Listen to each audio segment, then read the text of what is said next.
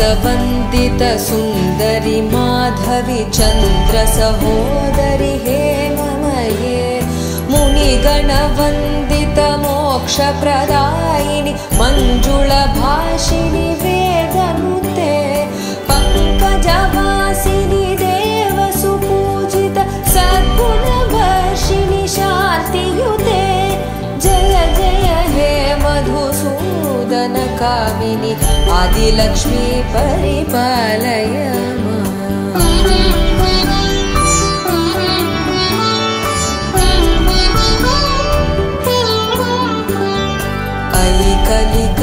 कलिकल्मषनाशिनि कामिनि वैदिकरूपिणि वेदमये क्षीरसमुद्भव मङ्गलरूपिणि मन्त्रनिवासिनि मन्त्रनुते मङ्गलदायिनि अम्बुजवासिनि देवगणाश्रितपादयुते जय जय हे मधुसूदन कामिनि धान्यलक्ष्मी परिपालय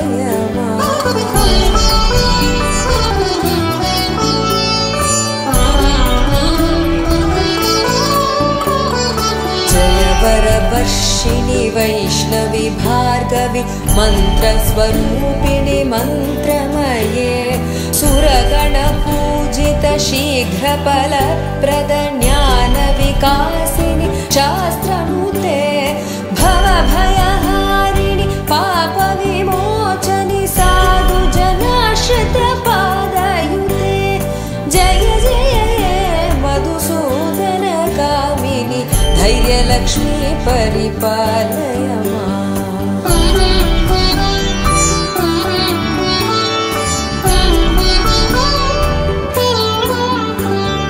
जय जय दुर्गतिनाशिनि कामिनि सर्वफलप्रद शास्त्रमये रथगजतुरगपदादि समावृत परिजनमण्डित लोकनुते हरिहर ब्रह्म सुपूजित सेवित तापनिवारिणि पादयुते जय जय हे मधुसूदन कामिनि गजलक्ष्मी परिपालय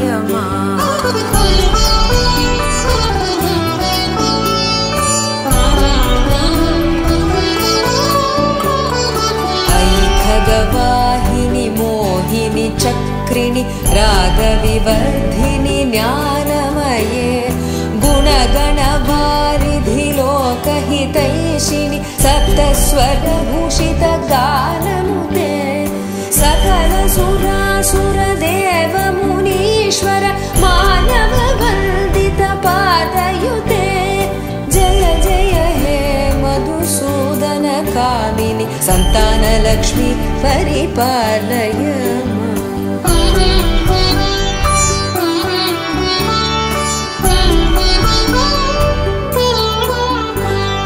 जय कमलासिनि सद्गतिदायिनि ज्ञानविकासिनि गानमये अनुदिनमर्चित कुङ्कुमधूसुर भूषितवासित वाद्यनुते कनकधरास्तुति वैभववन्दित शङ्कर देशिकमान्यपदे जय जय हे मधुसूदन कामिनि विजयलक्ष्मी परिपालय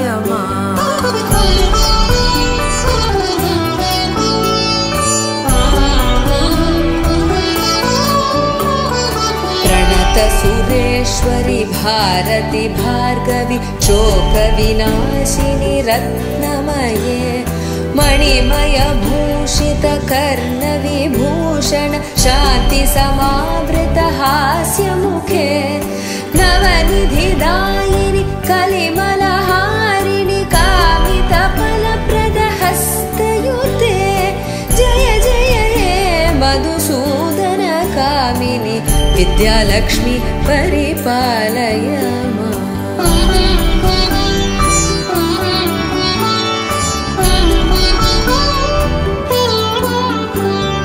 धिमि धिमि दिन्धिमि दिन्धिमि दिन्धिमि दुन्दुभिनादसुपूर्णमये घुम घुम घुं घुम गुङ्गुम घुङ्गुम शङ्खनिनाद सुवाद्यनुते वेद पुराणितिहास सुपूजित वैदिक मार्ग प्रदर्शयुते जय जय हे मधुसूदन कामिनि धनलक्ष्मी परिपालय माम्।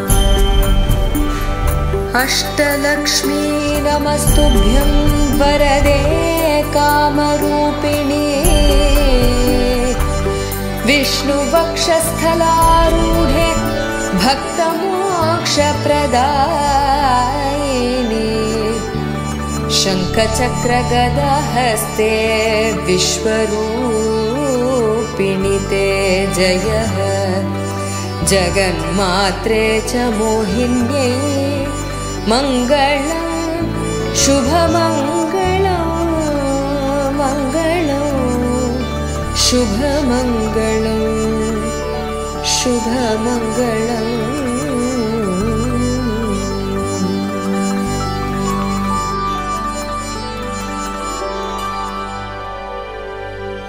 ॐ प्रकृत्यै नमः।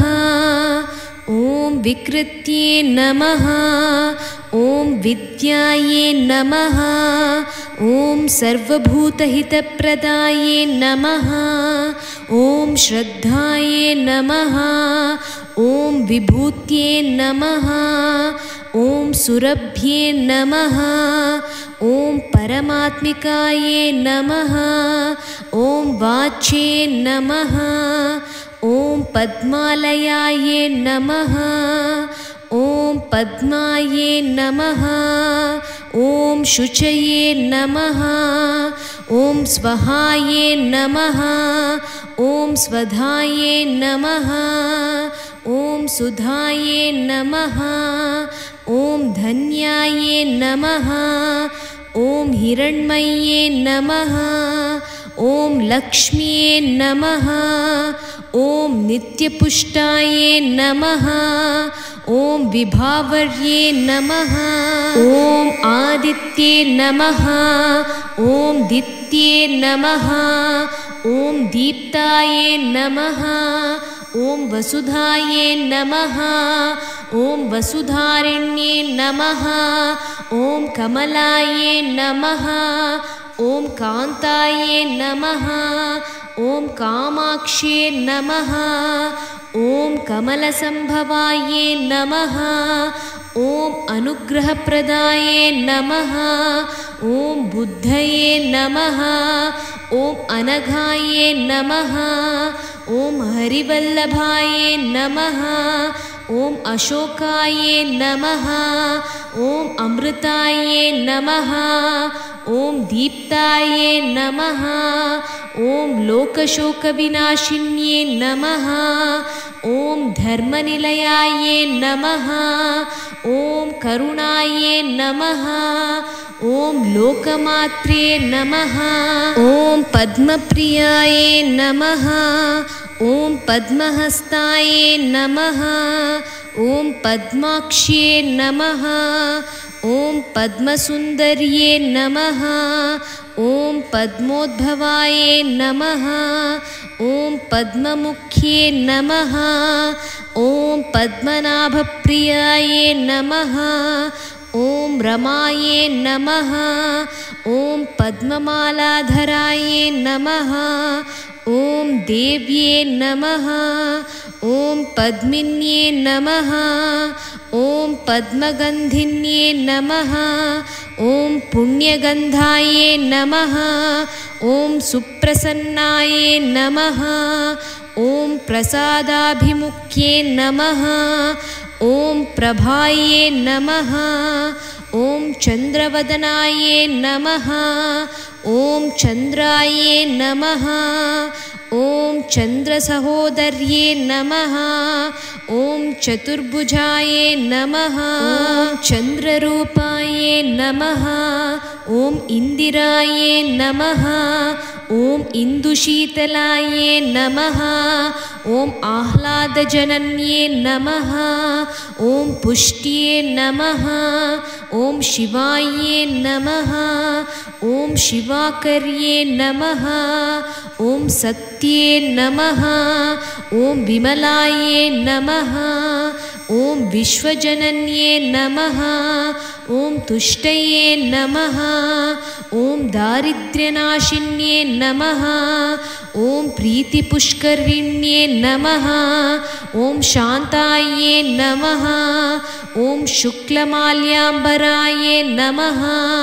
ॐ श्रिये नमः। ॐ भास्कर्ये नमः। ॐ बिल्वनिलयायै नमः। ॐ वरारोहायै नमः। ॐ यशस्विन्ये नमः। ॐ वसुन्धरायै नमः। ॐ उदाराङ्गायै नमः। ॐ हरिण्ये नमः।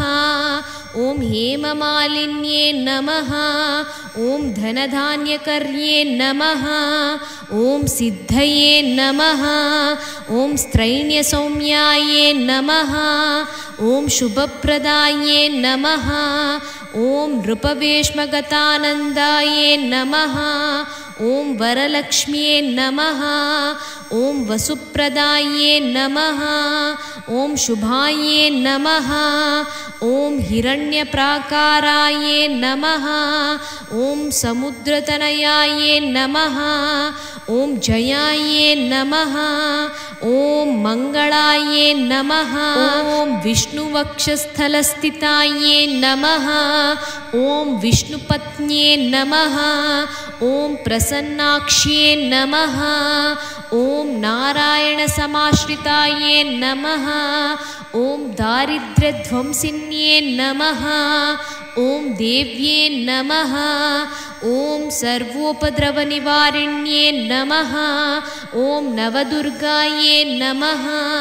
ॐ महाकाल्ये नमः। ॐ ब्रह्मविष्णुशिवात्मिकायै नमः। ॐ त्रिकालज्ञानसम्पन्नायै नमः। ॐ भुवनेश्वर्ये नमः। श्रीलक्ष्मी अष्टोत्तरशतनामावळि सम्पूर्णा।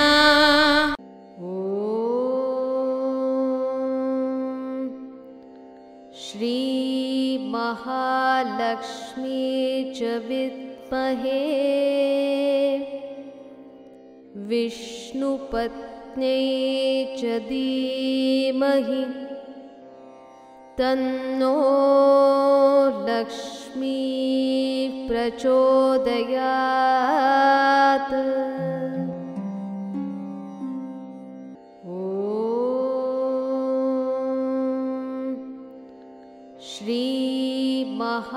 श्रीमहालक्ष्मी च विद्महे विष्णुपत्न्यै च धीमहि तन्नो लक्ष्मी प्रचोदयात्।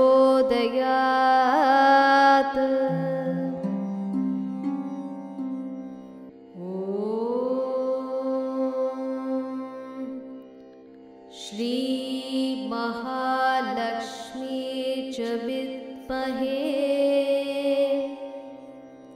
विष्णुपत्न्यै च धीमहि तन्नो लक्ष्मी प्रचोदयात्।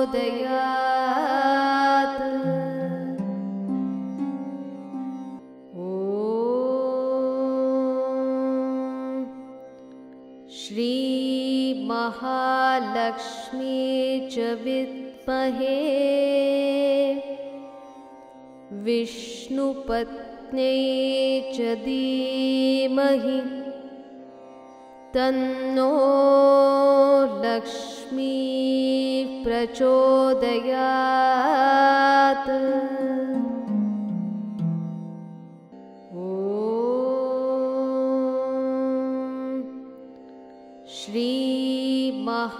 श्रीमहालक्ष्मी च विद्महे विष्णुपत्न्यै च धीमहि तन्नो लक्ष्मी प्रचोदयात्।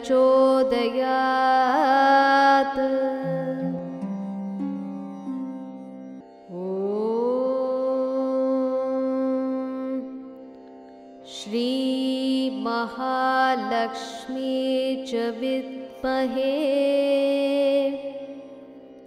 विष्णुपत्न्यै च धीमहि तन्नो लक्ष्मी प्रचोदयात्।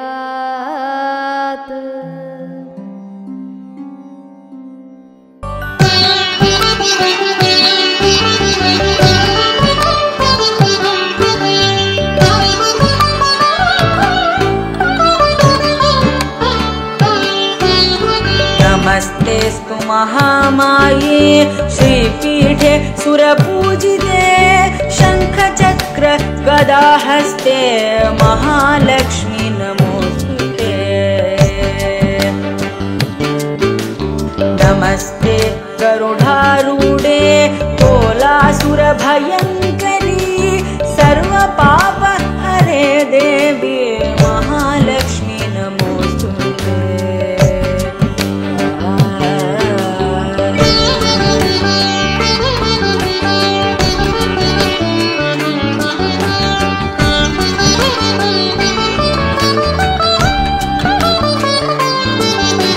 सर्वज्ञे सर्ववरदे सर्वदुष्ट भयङ्करी सर्वदुःख हरे देवी महालक्ष्मी नमोस्तुते।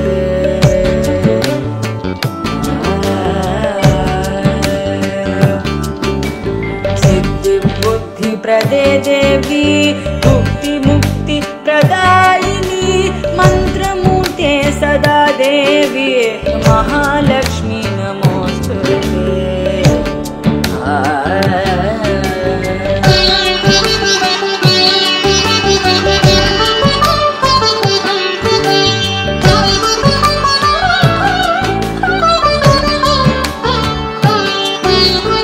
आद्यन्त रहिते देवी आद्यशक्ति महेश्वरी योगजे योगसम्भूते महालक्ष्मी नमोस्तुते।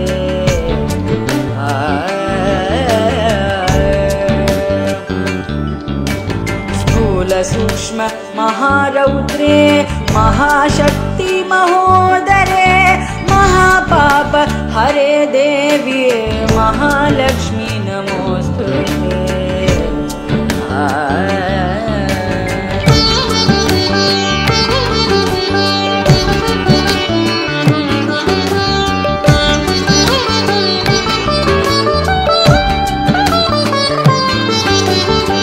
पद्मासनस्थिते देवी परब्रह्मस्वरूपिणी परमेशी जगन्मातर्महालक्ष्मी नमोस्तुते।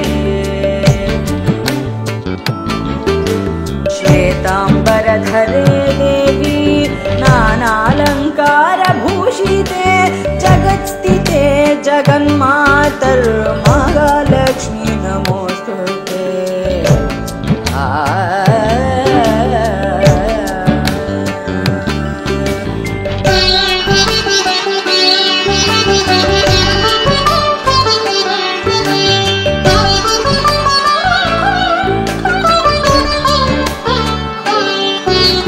महालक्ष्म्यष्टकस्तोत्रं यः पठेत् भक्तिमान् नरः सर्वसिद्धिमवाप्नोति राज्यं प्राप्नोति सर्वदा।